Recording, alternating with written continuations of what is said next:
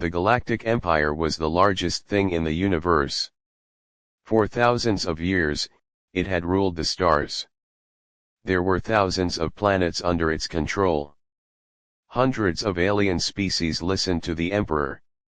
The Empire was strong, rich, and very old. They had the best ships, the best guns, and the best technology. They believed they were the masters of everything. But the Empire had one problem. It was bored. There were no wars left to fight. There were no new lands to conquer. The galaxy was quiet and peaceful. In the middle of this quiet galaxy, there was a small, yellow star. Around this star, a little blue planet spun. This planet was called Earth. The Empire knew about Earth, but they did not care about it. To the Empire, Earth was a primitive place. The humans there were divided. They fought with each other over land and money. They used simple machines that burned oil and gas. The Empire called Earth a level 3 planet. It was too dangerous to visit, but too weak to be a threat. So, the Empire put a wall around the solar system. They called it the Iron Curtain. No human ship could leave. No alien ship could enter. The humans were trapped in their little cage, looking up at the stars but never touching them.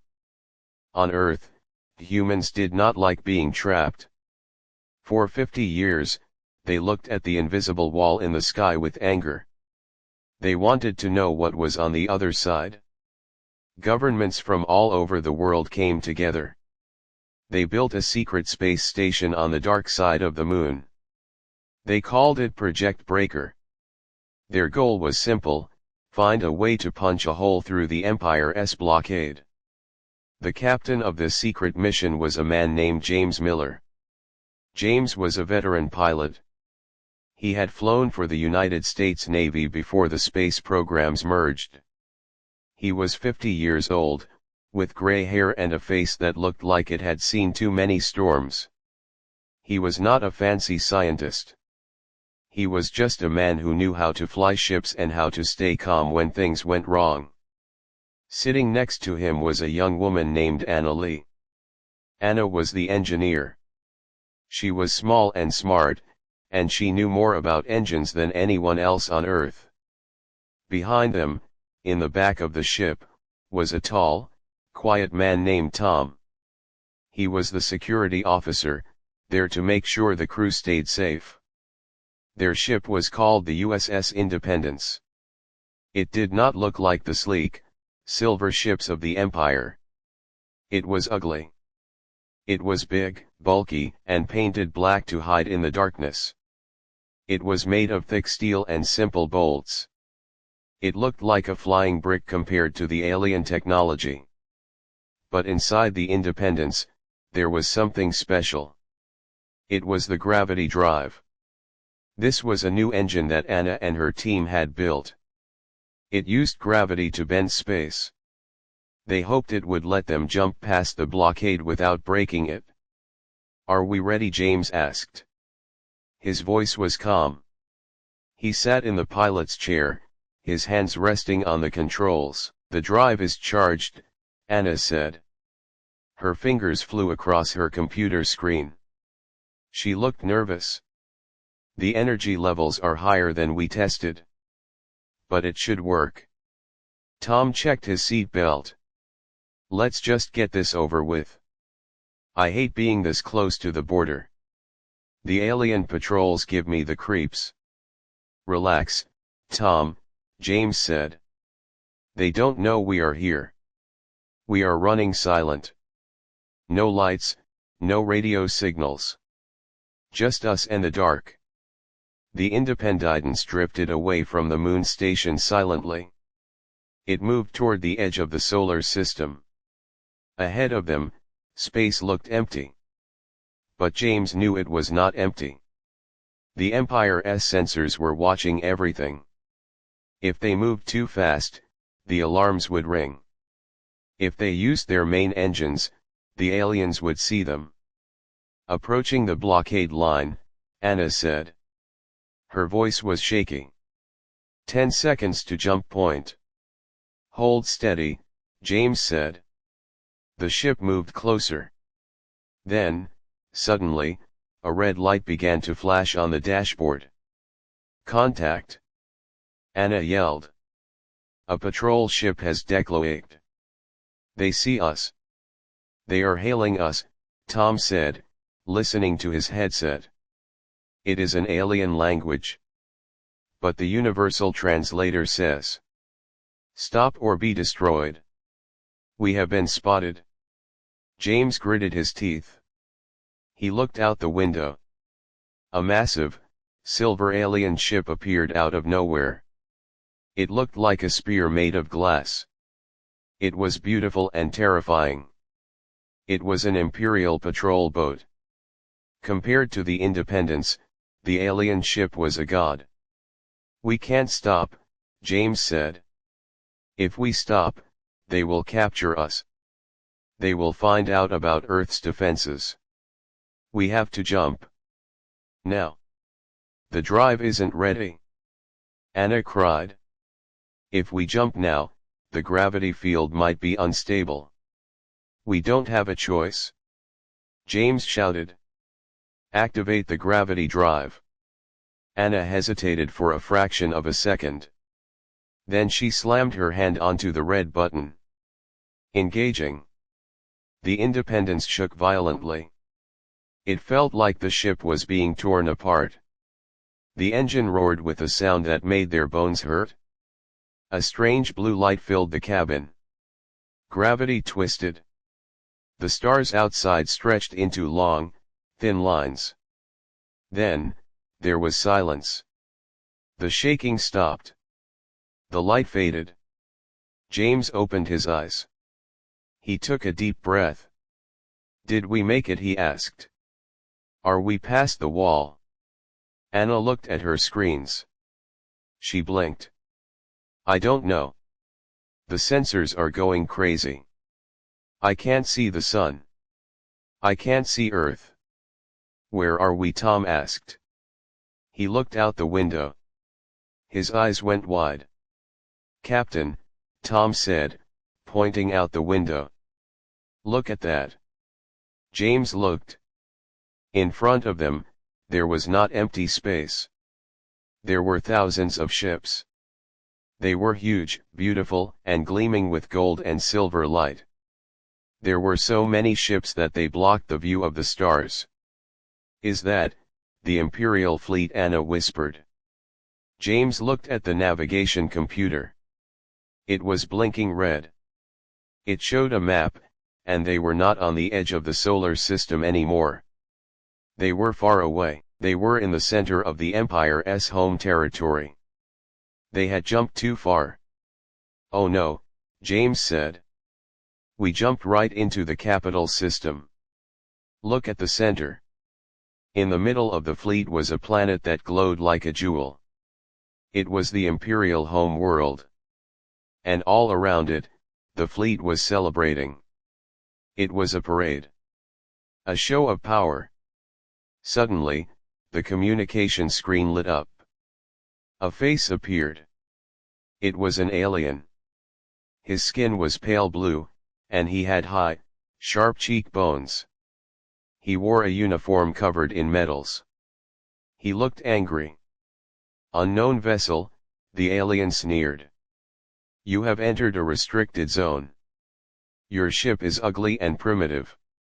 You have violated the sanctity of the Emperor's parade. Identify yourself immediately and prepare to be boarded. James froze. This was not a patrol boat. This was the High Admiral. They were in deep trouble. This is Captain James Miller of the Earthship Independence, James said. His voice was steady, but his heart was beating fast. We had a navigation error. We are leaving. You are not leaving, the alien said. You are an insult. A rust bucket in the presence of the Golden Fleet. You will be destroyed. Outside the window, the massive gold ships began to turn. Their weapon ports opened. They were preparing to fire. The Independence was tiny. It had no shields. It had small guns. One shot from the aliens would blow them to dust. They are locking weapons. Anna screamed. Captain, do something. Can we jump again? James asked. No. The drive is cooling down. It will take 10 minutes. We don't have 10 minutes. Tom yelled. James looked at the controls. He looked at the lever for the gravity drive. It was still hot. Anna had said the field was unstable. He looked at the tactical display. The aliens were closing in. They were arrogant. They were flying close together, showing off their perfect formations. They are too close, James whispered. Their shields are overlapping. What? Anna asked. The gravity drive, James said. It bends space. It doesn't just move a ship. It pushes things. If I reverse the polarity, if I push the gravity field out instead of pulling us in, it would create a shockwave, Anna said, understanding his idea. A massive gravity wave. But it will destroy the drive. It might tear the ship apart. If we don't do it, they will vaporize us, James said. James grabbed the handle. He looked at the High Admiral on the screen. The alien was laughing. He had no idea what the humans could do. Human, the alien said. Die with whatever dignity you have left. Sorry, James said to his crew. This is going to be rough. He pushed the lever all the way forward. The gravity drive screamed. A ring of pure energy erupted from the USS Independence. It was invisible, but it was heavy. It was a wall of pure gravity. The wave hit the front line of the Imperial fleet. The beautiful, sleek ships were not built to handle physical force. Their technology relied on energy fields. When the gravity wave hit them, their shields didn't just break, they collapsed. The wave slammed into the ships like a giant hammer. The gold ships spun out of control. They crashed into each other. The shock wave disabled their electronics. Their lights went out. Their engines died. The formation, once perfect and terrifying, was instantly turned into a chaotic mess of twisted metal. On the screen, the High Admiral's face went from laughing to horror. The shaking on his bridge threw him out of his chair. What is this? He screamed. What kind of weapon is this? On the Independence, sparks flew. Consoles exploded. The drive is dead. Anna shouted over the noise. We are drifting. But the wave, it worked. They are disabled. James struggled to keep the ship steady. Report. Is anyone firing? Tom looked at the radar. No, sir. Their weapons are offline. They are dead in the water. James let out a breath he didn't know he was holding. They had survived. They had just defeated the pride of the Imperial fleet with a modified science experiment. But then, the reality of the situation set in. We are alive, James said. But we are stuck in the middle of enemy territory. And we just attacked the Empire. They will never forgive this, Anna said quietly. They will come for Earth. Yes, James said, looking at the drifting, crippled alien ships. We just started a war. The alarm on the ship changed sound. It was a new signal. An emergency beacon from Earth. Captain, Tom said, listening to the headset. I am picking up a broadcast from the solar system. The Empire, they are already moving against Earth. They saw us jump. They know where we came from. James looked out at the stars. The blockade back home was probably activating. The invasion had already begun. Well, James said, gripping the controls again. We can't go home yet. We are behind enemy lines. If they want a war, we will give them one. Anna, get the emergency engines running. Tom, load every gun we have. We are not going to die here today. The USS Independence, the ugly, primitive ship, floated amongst the wreckage of the Empire's finest ships. The humans were afraid, but they were angry too. The galaxy had been quiet for too long. And now, the noise of war had begun. The news spread across the galaxy like a shockwave. The Galactic Empire, the unshakable power of the universe, had been humiliated. A primitive ship from a forgotten planet had disabled an entire fleet during the Emperor's parade.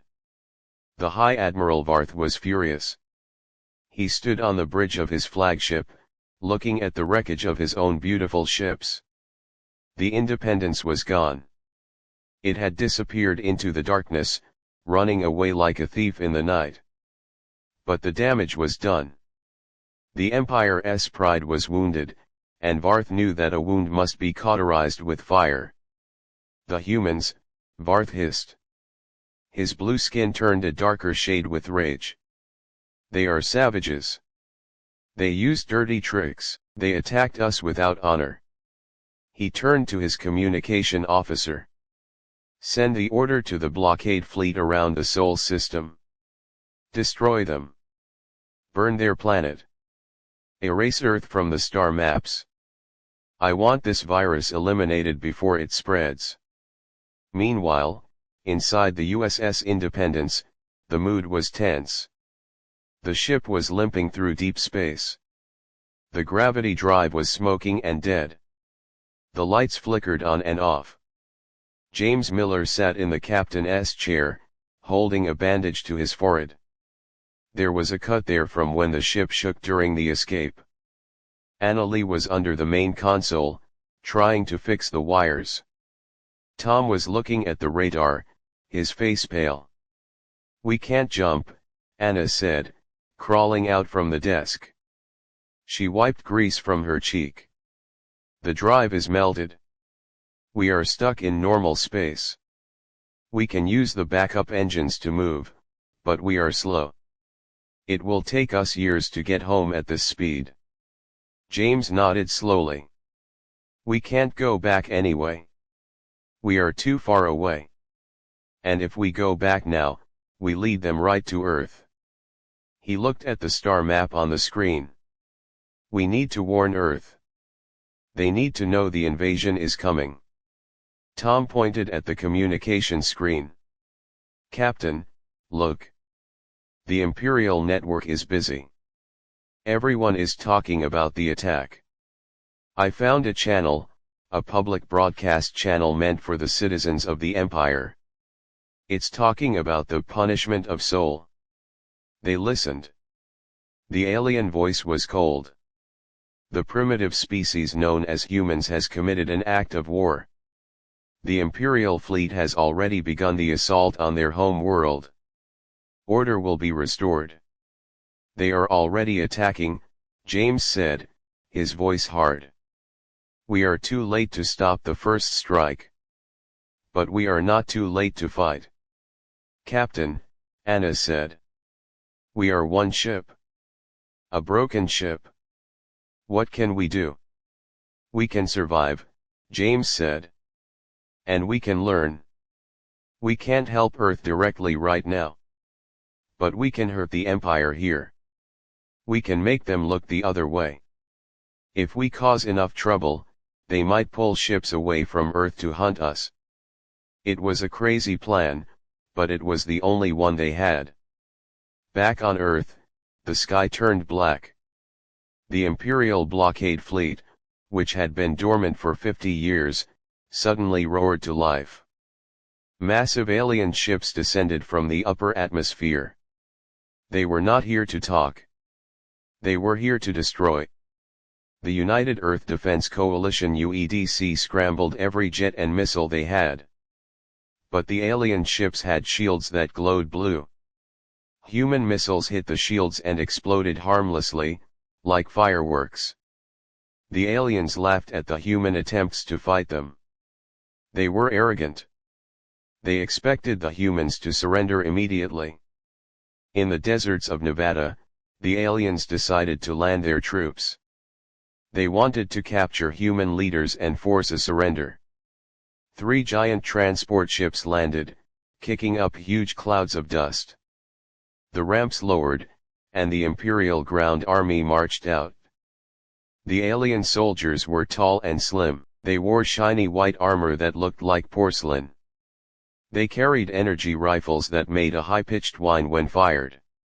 They moved in perfect lines, marching like robots. They had been told that humans were weak, stupid creatures who fought with sticks and stones. The aliens were wrong. Waiting for them in the hills around the landing zone were the UEDC ground forces.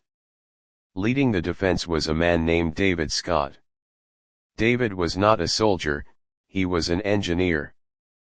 But he had been studying the Empire's technology for years. He knew that their shields were strong against lasers and plasma, but he noticed something important. The alien shields had a frequency. They hummed. If you hit them with enough physical force at the right time, they would flicker. "Hold fire," David whispered into his radio. He was hiding in a trench with a group of tank commanders. "Wait until they get close. Let them think they have won."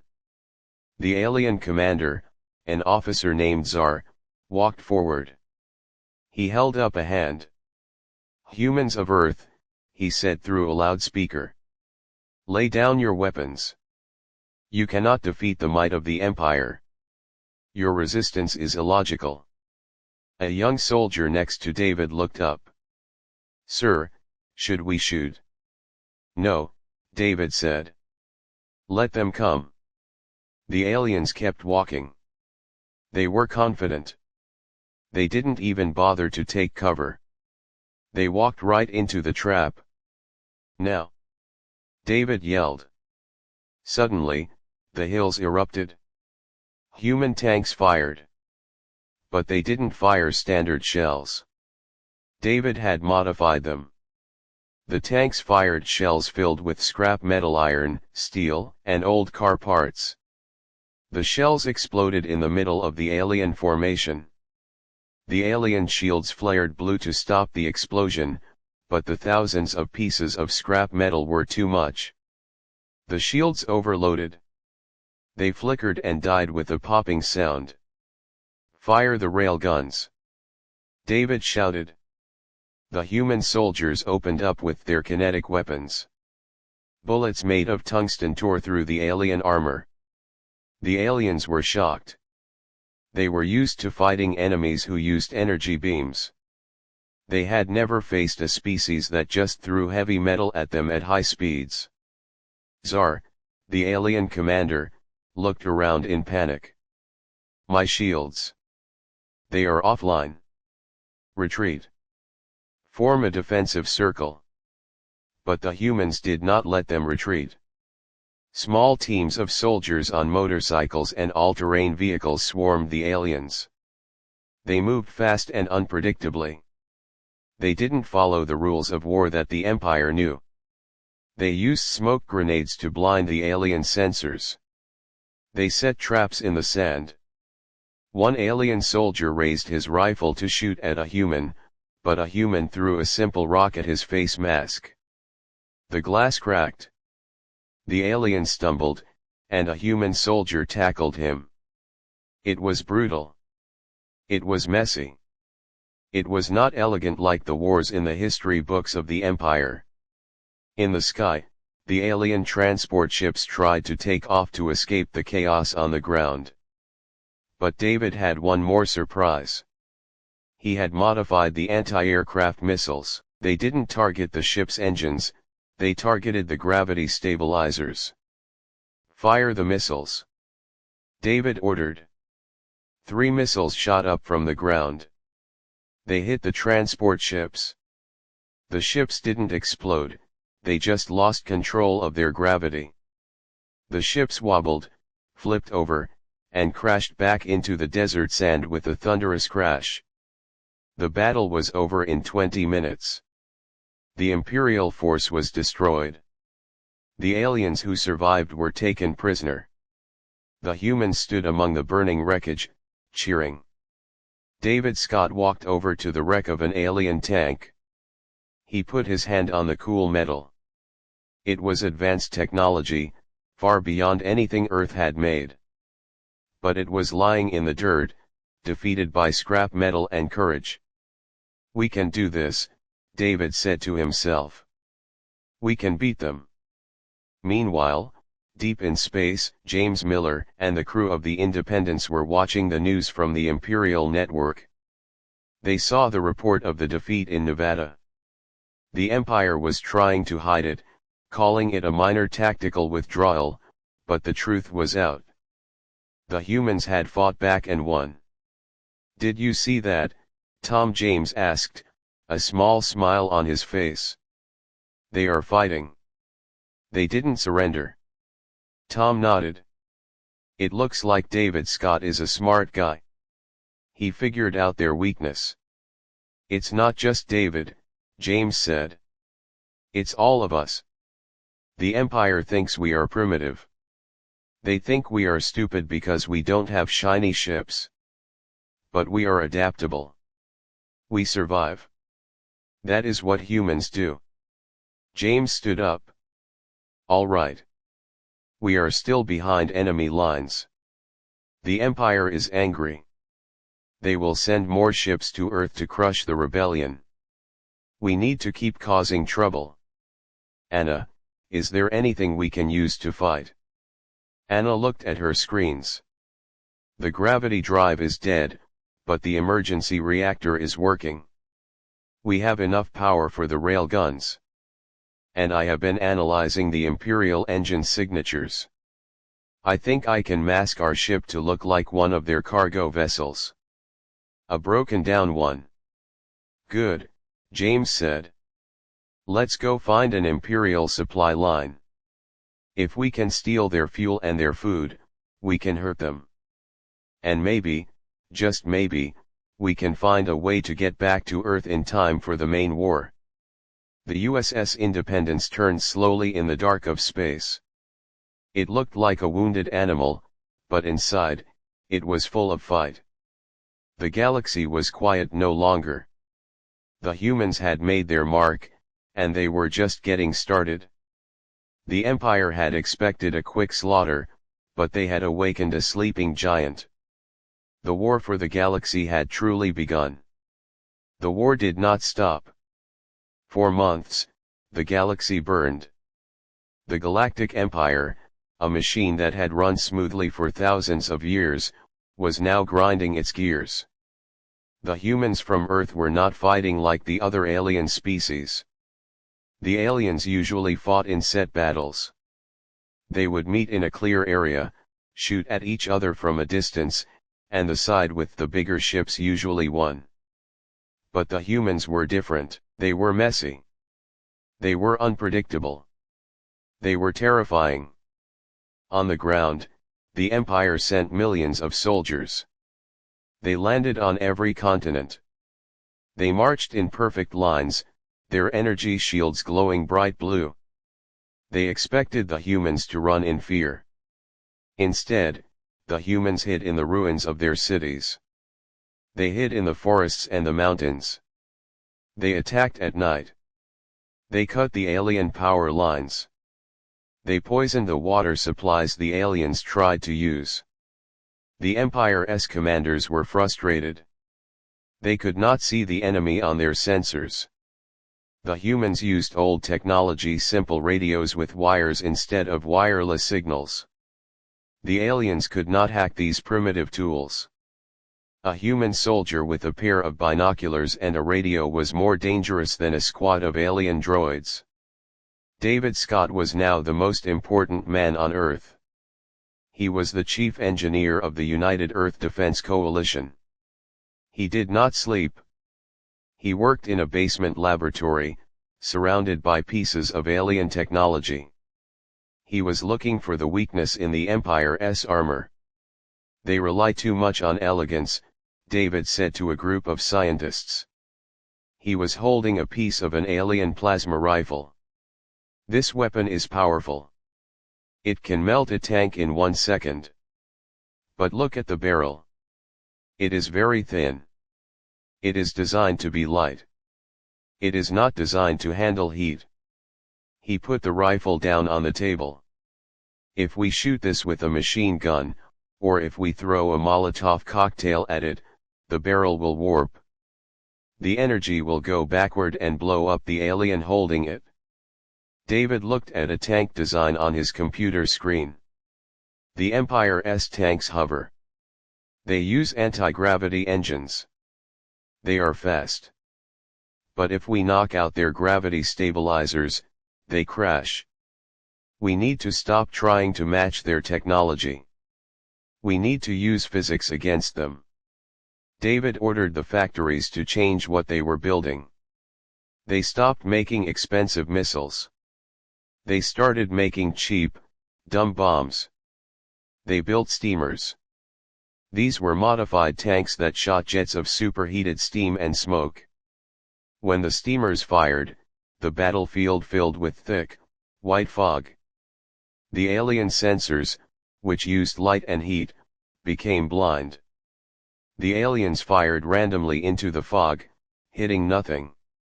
Then, human soldiers in heat-proof suits walked through the smoke and destroyed the blind aliens with shotguns. In space, the war was just as strange. The Empire sent a massive fleet to surround the solar system. They had hundreds of battleships. They set up a blockade to stop anyone from leaving Earth. They thought this would starve the humans into surrender. But deep in the dark space between stars, Captain James Miller and the crew of the USS Independence were causing trouble. They were far away from Earth, attacking the Empire where they least expected it. The Independence was disguised. Anna had covered the ship with pieces of metal scavenged from broken alien drones. She painted it to look like a rusty, garbage hauler. They were flying slowly near a busy trade route. "Target locked," Anna said. She was smiling. In front of them was a large Imperial supply ship. It was carrying fuel and food for the fleet attacking Earth. "Let's take their lunch money," James said. "Tom, fire the railguns. But don't destroy the ship. Disable their engines. We want what's inside." The Independence shook as the railguns fired. Tungsten rods shot out of the ship at incredible speed. They slammed into the supply ship's engines. The alien ship spun and stopped. "Move in," James yelled. They flew the Independence next to the disabled ship. Tom and a team of Space Marines boarded the alien vessel. There was no fighting. The alien crew surrendered immediately. They were not trained for boarding actions. They were logistics officers. Tom and his team attached cables to the supply ship. James used the Independence to tow the alien ship away. They hid it inside an asteroid field. They stole the fuel, the food, and most importantly, the spare parts. "We can't keep this up forever, Captain," Tom said when they were back on the bridge. "The Empire is getting angry. They are hunting for us. We are the most famous criminals in the galaxy." "Good," James said. "Let them hunt us. Every ship they send to find us is one ship not bombarding Earth." However, the Empire was not stupid. The High Admirals realized that the attacks on their supply lines were not random. They were coordinated. They realized that a single human ship was causing chaos. They also realized that the humans on Earth were adapting too fast. The war was dragging on. The Empire was losing money and soldiers. They decided it was time to end it. Deep in the center of the galaxy, the Emperor gave the order. He did not care about honor anymore. He wanted the Earth gone. He authorized the use of the Planet Killer. The Planet Killer was not a ship.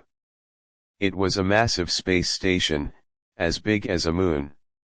It had one giant cannon in the center. It did not fire lasers, it fired a drill made of pure gravity. It was designed to crack a planet's crust, causing the core to explode. It was a weapon of terror. It took months to charge up. The Empire dragged the Planet Killer toward the Sol system. It moved slowly, escorted by 1,000 warships. They did not hide it. They wanted the humans to see it. They wanted the humans to lose hope. On Earth, the sensors picked up the massive object. It was moving past Jupiter. It was huge. "Oh my God," David Scott said, looking at the monitor. "That thing, it's generating enough gravity to crush the moon just by passing it." "We can't fight that," a general said. "Our nukes won't even scratch the paint on that station. If that thing fires, Earth turns into dust." News of the Planet Killer traveled fast. Even James Miller heard about it. They had intercepted an Imperial transmission. "Captain," Anna said. Her face was pale. "They are going to fire in 24 hours. They call it the final solution." James looked at the map. The Planet Killer was near Jupiter. The fleet protecting it was tight. There was no way to fly a ship inside its shields. "We have to go home," James said. "We can't," Anna cried. "The gravity drive is still broken. We are weeks away." James stood up. He walked to the back of the ship. He looked at the smoking ruins of the gravity drive. He had an idea. It was a crazy idea. A dangerous idea. But it was the only one left. The original plan was to make a hole in space, James said. To jump. But the drive exploded because it was too unstable. "What if we use that instability on purpose?" "What do you mean?" Tom asked. "The Planet Killer has a massive gravity core," James said. "It pulls everything toward it. If we fix the drive just enough to make one jump, and we target the gravity well of the Planet Killer, we might not need a full engine. We can surf their gravity wave." "You want to surf a black hole?" Tom asked. "We will be crushed." "Maybe," James said. "But if we can get close, if we can get inside their shields before we drop out of the jump, we can plant a virus. Remember the computer code David Scott sent us, the virus that shuts down their shields?" Anna started typing on her computer. She saw the math. It was insane. The G-forces would kill them. But, it was theoretically possible. If we reinforce the structural integrity fields, if we overload the engines, we can turn the ship into a giant bullet. "We have one shot," James said. "We load the virus into a communication buoy. We launch the buoy at the Planet Killer. We crash our ship into their command ship to distract them. It's a suicide mission." The crew was silent. They looked at each other. They were far from home. They were tired. But they knew what was at stake. "I'm in," Tom said. "I always wanted to go out with a bang." Anna nodded. "I can modify the engines. Give me 6 hours." James looked out the window at the stars. Earth was millions of miles away. But soon, they would be there. The Empire thought they had won. They thought they were bringing the hammer down on the ants. But the ants had built a bomb. "Let's get to work," James said. "We are going to break that siege." The Independence turned its nose toward the Sol system. The engines roared, straining under the power. They were racing against time. They were racing against death. And in the darkness of space, the planet killer continued its slow march toward the blue planet, unaware of the angry humans flying straight toward it. The silence of space was broken by the humming sound of the planet killer. It was a monstrous machine, larger than any city on Earth. It drifted slowly through the darkness, passing the gas giant Jupiter. On its surface, massive lights glowed, and the huge gravity cannon in the center spun up, gathering energy. Around it, 1,000 Imperial ships flew in protective circles. They were confident. They were bored. They thought the humans below were already defeated, just waiting for the end. But deep inside the massive station, in a cold metal room, the alien commanders were nervous. High Admiral Varth walked down the hallway, his hands clasped behind his back. He had received reports that the Independence was missing. He knew that Captain James Miller was out there somewhere. "Find the human ship," Varth ordered his lieutenant. "They cannot stop us, but they are annoying. I want them destroyed before we fire the cannon." "They are just one ship, Admiral," the lieutenant said. "Why does it matter?" "It matters because they are the symbol of human resistance," Varth hissed. "And I hate symbols." Suddenly, an alarm began to scream. It was not a normal alarm. It was a high-pitched wail that meant gravity anomaly. "Report!" Varth shouted. "Sensors detect a massive gravity spike forming near Neptune. It is a jump signature. It is too big for a single ship." In the darkness of the outer solar system, the USS Independence appeared. But it was not the same ship that had left. Annalee had pushed the reactor to its limit. The ship glowed with a blue light so bright it looked like a small star. The gravity drive was screaming. "Hold it together!" Anna yelled. She was strapped into her chair, holding onto the console with white knuckles. "The hull is buckling. We are taking too much damage. We are through," James Miller shouted. His voice was rough. He could feel the ship shaking apart around him. "Engines to full. Ramming speed." The Independence shot forward like a bullet. It was moving faster than any human ship had ever moved before. They weren't flying, they were falling toward the gravity well of the planet killer, using it to pull them along. On the bridge of the planet killer, the aliens panicked.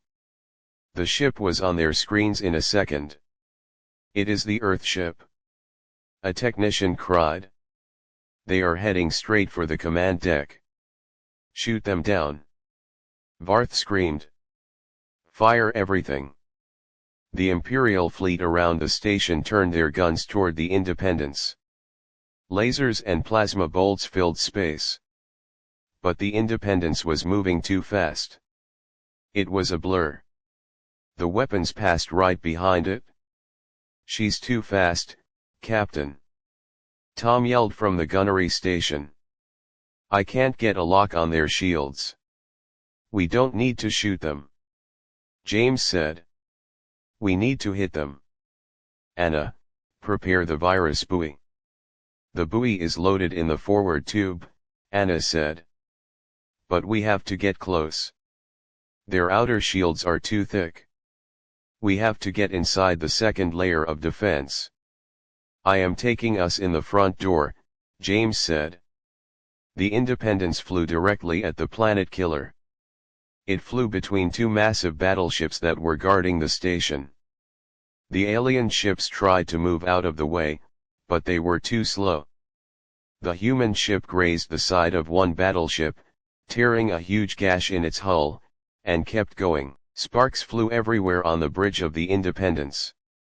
The lights shattered, casting the room in emergency red light. "Shields are down to 10%. Tom yelled. Hull breach in Sector 4. Keep going. James yelled.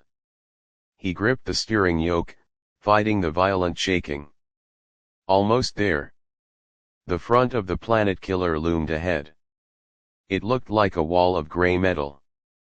The massive gravity cannon was spinning, charging up to fire on Earth. Fire the buoy! James shouted. Anna slammed the button. A small metal cylinder shot out of the front of the Independence. It looked harmless, like a piece of trash. It flew toward the planet killer. The alien defenses saw the object. Automated lasers fired at it, blowing it into pieces. It's destroyed. Tom cried. It didn't work. No, Anna said, looking at her screen. That was just the shell. The virus is a signal. The explosion released the signal. It's in their system now. On the planet killer, the lights flickered. The spinning gravity cannon slowed down. Then, with a loud clang, the massive station's shields turned off. The protective blue bubble that surrounded the station vanished. The shields are down. Tom yelled. You did it, Anna. Not yet, James said. Look. The Imperial fleet was reacting. Even without the station's shields, there were still thousands of enemy ships between the Independence and the Earth. And they were all turning their guns toward the human ship. We are out of fuel, Anna said softly. The reactor is dry. We are dead in the water. James looked at the radar. They were surrounded. He looked at his crew. Tom was bleeding from a cut on his forehead. Anna was crying silently. They were afraid. We did our part, James said. We opened the door. So, this is it, Tom asked. We just die here. James smiled sadly. No. We make them remember us. James pushed the thrusters. The Independence had no warp drive left, and no shields, but it still had momentum. It was still a heavy mass of steel moving very fast. He aimed the ship at the bridge of the High Admiral's flagship, the largest ship in the Imperial fleet. James, what are you doing? Anna whispered. Giving David a chance, James said. The Independence accelerated for the last time. On the bridge of the flagship, Varth watched the small human ship coming toward him. He sneered. Foolish humans, he said. They think they can crash into my ship. Fire all batteries. But the Independence was too close. The human ship spun and flew erratically, making it hard to hit. It dodged the big plasma bolts. It got closer and closer. It was like a fly trying to sting a tiger. They are going to impact. The lieutenant screamed on Varth's bridge. Evade. Varth ordered. It was too late. The Independence, the ugly, rusty bucket of bolts, slammed into the side of the golden flagship. There was no sound in space, but the explosion was blinding. The Independence's reactor finally gave up and detonated. The flagship shuddered. The bridge exploded. Varth was thrown across the room as the windows shattered. The flagship lost control and drifted, smashing into the ship next to it. The two massive ships collided, creating a fireball that lit up the solar system. A silence fell over the battle. The aliens were shocked. Their commander was down. His ship was burning. The planet killer was drifting without shields. On Earth, David Scott looked up at the sky. He saw the bright flash of the explosion near Jupiter. They did it, David whispered. He turned to the general. The door is open. Launch the nukes. Launch everything we have. Earth had been waiting for this moment. For months, They had hidden their remaining missiles in silos deep underground. They had modified them with Anna's shielding codes. They fired thousands of rockets into the sky. The Imperial fleet was in chaos. They were trying to figure out what happened to Varth. They were trying to restore order on the planet killer. They did not see the swarm of missiles coming from the small blue planet behind them. The missiles reached the fleet in minutes. Without their overlapping shields, the Imperial ships were vulnerable. The human nukes were not advanced, but they were powerful. One by one, the alien ships exploded. But the biggest target was the planet killer. It was a sitting duck. The gravity cannon was still charging, but without the computer systems to control it, it was unstable. A wave of human missiles struck the side of the station. The station groaned. Metal twisted. The massive gravity cannon, which was supposed to crack planets, cracked itself instead. The energy inside it had nowhere to go. It imploded. The planet killer collapsed in on itself.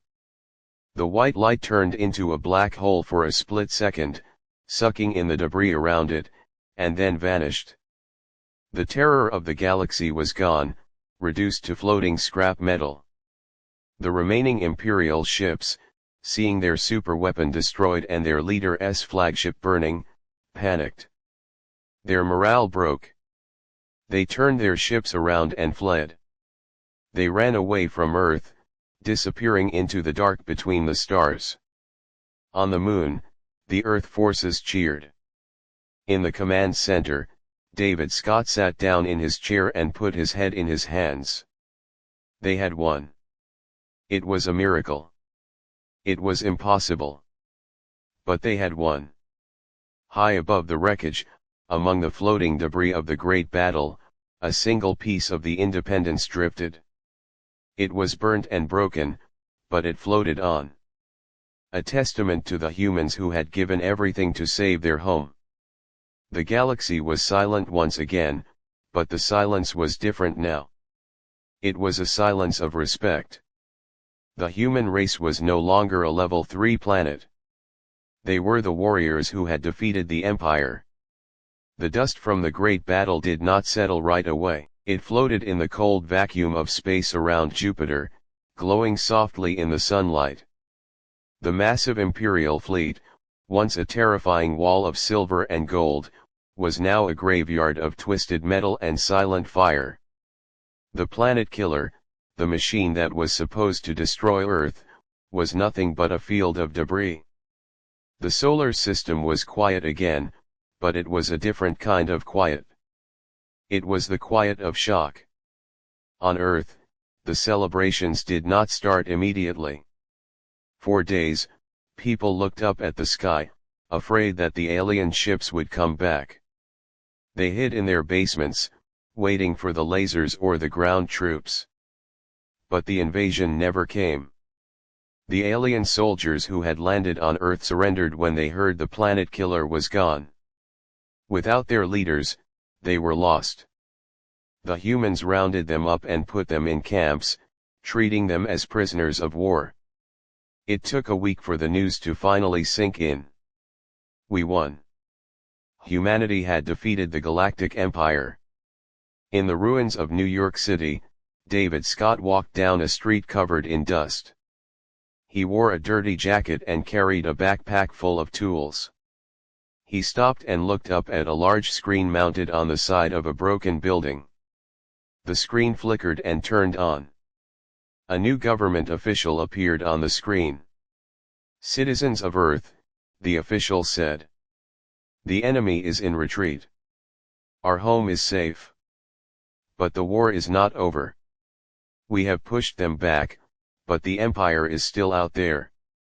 Today, we celebrate. Tomorrow, we rebuild." David let out a long breath. He was tired. He had not slept in 3 days. He thought about James, Anna, and Tom. He thought about the Independence. He knew they had sacrificed themselves to give Earth this chance. It felt heavy. A young soldier walked up to David. It was Tom's younger brother, Mark. He looked sad but proud. "Did you hear?" Mark asked. "They found a piece of the Independence. It was near Jupiter." "I know," David said. "James knew what he was doing. He saved us all." "What do we do now, David?" Mark asked. "The aliens ran away, but they are still strong. They have thousands of other planets. Will they come back?" David looked at the broken buildings around them. Humans were already cleaning up the streets. Engineers were fixing the power lines. Doctors were helping the wounded. Humans never gave up. They just kept going. "They will come back," David said. "But we will be ready. The Empire used to fight with honor and rules. We changed that. We showed them that we fight dirty. We showed them that we adapt. Now, we have their technology. We have their ships. We have their secrets. We can't just stay here," David said, looking at the sky. "The galaxy is huge. And now, the door is open." Far away from Earth, in the center of the galaxy, the mood was very different. The Imperial Palace was a place of fear. The Emperor sat on his throne, looking at a hologram of the destroyed fleet. He was not a monster, he was a bureaucrat, an old man who had ruled for too long. He did not understand how a primitive planet could defeat his best soldiers. Around him, the high admirals argued. It was a trick. One shouted. "They used a virus. They are barbarians." Another cried. "We must go back and burn the planet to glass." "Silence," the Emperor said. His voice was weak, but everyone listened. "We have lost 10,000 ships. We have lost the planet killer. And for what to teach a lesson to a planet that is not afraid of us?" He stood up slowly. "The war is costing us too much. The other planets in the Empire are watching. They see that the humans defeated us. They are starting to ask questions. If we fight the humans again, and lose again, the Empire will collapse from the inside." "But Your Highness," an admiral said. "We cannot let this insult stand. If we do nothing, we look weak." "We are not weak," the Emperor said. "We are smart. Send a messenger. Tell the humans we want a truce." "A truce?" the room gasped. "Yes," the Emperor said. "We will stop the blockade. We will recognize Earth as a sovereign power. But in return, they must stay in their corner of the galaxy. We will trade with them, but we will not fight them. Not yet." A few months later, an alien ship arrived at Earth. It was not a warship. It was a diplomatic vessel. It was white and beautiful, and it landed in the middle of the United Nations building in Geneva. David Scott was there, representing the engineering corps. He stood in a large hall, facing an alien diplomat named Czar. Czar was the same officer who had led the ground attack in Nevada. He looked tired and older now. "On behalf of the Galactic Empire," Czar said. His voice was sad. "I offer our surrender. The blockade is lifted. Earth is free." David stepped forward. He did not smile. He did not gloat.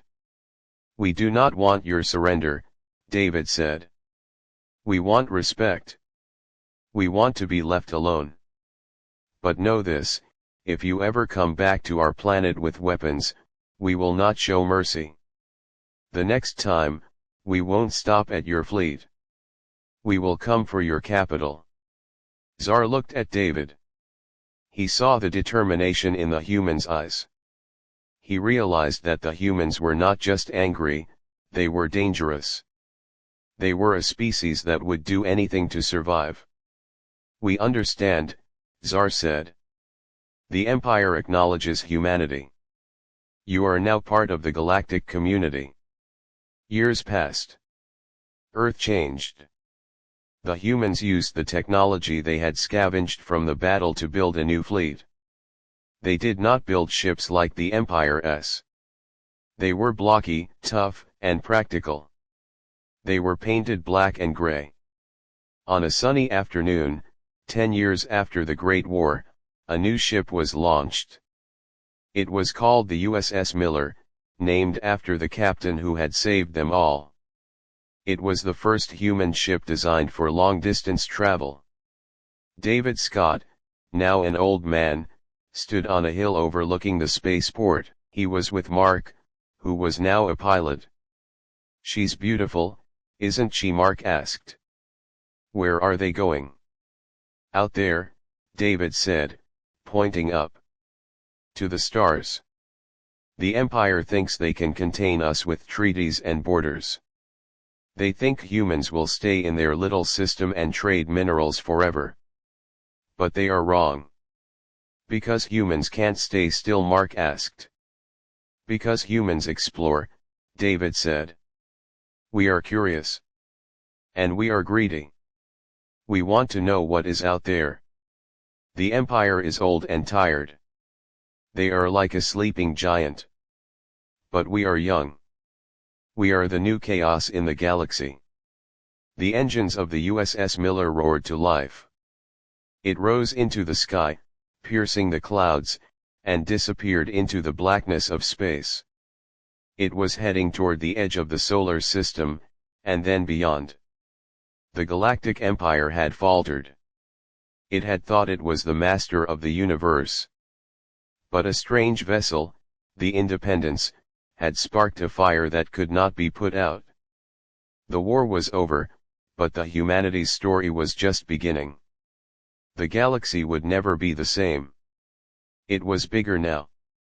It was louder. And it was a lot more dangerous. David smiled as the trail of the ship faded. "Good luck, James," he whispered to the wind. "We made it."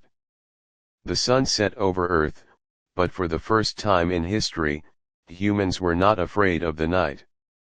They looked up at the stars and saw a future that belonged to them. The war had ended, but the age of humanity had started.